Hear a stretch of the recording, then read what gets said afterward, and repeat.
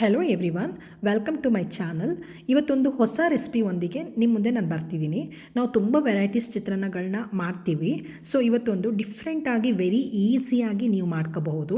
ಒಂದೇ ಥರ ತಿಂದು ಬೇಜಾರಾಗಿದ್ದರೆ ನೀವು ಇದನ್ನು ಖಂಡಿತ ಟ್ರೈ ಮಾಡಬಹುದು.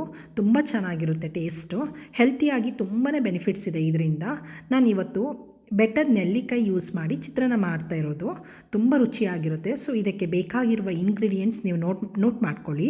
ರೈಸ್ ತಣ್ಣಗೆ ಮತ್ತು ಉದ್ರುದ್ರಾಗಿದ್ದರೆ ತುಂಬ ಚೆನ್ನಾಗಿರುತ್ತೆ. 7-8 ನೆಲ್ಲಿಕಾಯಿ ತೊಗೊಂಡು ತುರಿದಿಟ್ಕೋಬೇಕು. ತೆಂಗಿನಕಾಯಿನ ಹೇಗೆ ತುರಿದಿಟ್ಕೊಳ್ತೀವಿ ಅದೇ ಥರದಲ್ಲಿ ನೀವು ತುರಿದಿಟ್ಕೋಬೇಕು. ಸೊ ಎಣ್ಣೆ, ಕಡಲೆಕಾಯಿ ಬೀಜ, ಕಡಲೆಬೇಳೆ, ಉದ್ದಿನಬೇಳೆ, ಜೀರಿಗೆ, ಸಾಸಿವೆ, ಕೊತ್ತಂಬರಿ ಸೊಪ್ಪು, ಕರಿಬೇವು, ಆಪ್ಷನಲ್ ನಿಂಬೆ ರಸ. ಹುಳಿ ಕಮ್ಮಿ ಇದ್ದರೆ ನೀವು ಅದನ್ನು ಆ್ಯಡ್ ಮಾಡ್ಕೋಬೋದು, ಅದರ್ವೈಸ್ ಅದನ್ನು ಸ್ಕಿಪ್ ಮಾಡಿ. ಅರಿಶಿನ ಪುಡಿ, ಗ್ರೀನ್ ಚಿಲ್ಲಿ, ಇದಿಷ್ಟು ಇಂಗ್ರೀಡಿಯೆಂಟ್ಸ್ ರೆಡಿ ಮಾಡಿ ಇಟ್ಕೊಳ್ಬೇಕು. ನೆಕ್ಸ್ಟ್ ಹೇಗೆ ಮಾಡೋದು ನೋಡೋಣ. ಒಂದು ಪ್ಯಾನ್ಗೆ ಎಣ್ಣೆ. ಸೊ ಎಣ್ಣೆ ಬಿಸಿ ಆದಮೇಲೆ ಅದಕ್ಕೆ ಸಾಸಿವೆ. ಸೊ ಸಾಸಿವೆ ಸಿಡ್ದಾದ್ಮೇಲೆ ನೆಕ್ಸ್ಟ್ ಅದಕ್ಕೆ ಜೀರಿಗೆ ಹಾಕ್ತಾಯಿದ್ದೀನಿ. ಸೊ ಜೀರಿಗೆ ಹಾಕಿದ ಮೇಲೆ ಅದಕ್ಕೆ ಕಡಲೆ ಬೀಜ. ಸೊ ಕಡಲೆ ಬೀಜ ಕ್ರಿಸ್ಪಿ ಆದಮೇಲೆ ಅದಕ್ಕೆ ಕಡಲೆಬೇಳೆ, ಉದ್ದಿನಬೇಳೆ ಎಲ್ಲ ಫ್ರೈ ಆದಮೇಲೆ ಚಾಪ್ಡ್ ಗ್ರೀನ್ ಚಿಲ್ಲಿ, ಕರಿಬೇವು, ಅರಿಶಿನ ಪುಡಿ, ಉಪ್ಪು ಎಲ್ಲ ಹಾಕಿ ಲೋ ಫ್ಲೇಮಲ್ಲಿ 1 ನಿಮಿಷ ಕ್ರಿಸ್ಪಿಯಾಗಿ ಫ್ರೈ ಆದಮೇಲೆ ತುರಿದಿರೋ ನೆಲ್ಲಿಕಾಯಿ ಆ್ಯಡ್ ಮಾಡಿ 1 ನಿಮಿಷ ಫ್ರೈ ಮಾಡಿದರೆ ಸಾಕು. ಫ್ರೈ ಆದಮೇಲೆ ಗ್ಯಾಸ್ ಆಫ್ ಮಾಡಿ ಎಷ್ಟು ಬೇಕೋ ಅಷ್ಟನ್ನು ಮಾತ್ರ ರೈಸ್ ಮಿಕ್ಸ್ ಮಾಡಿ.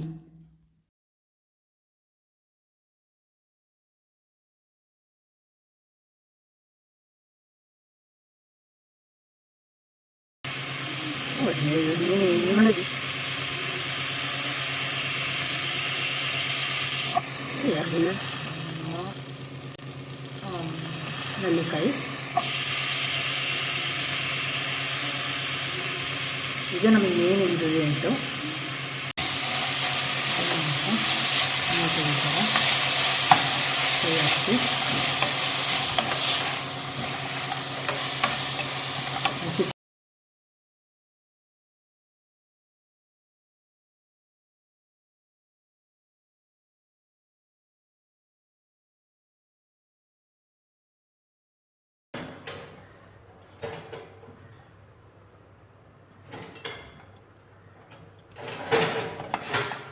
ಮಿಕ್ಸ್ ಮಾಡಬೇಕು.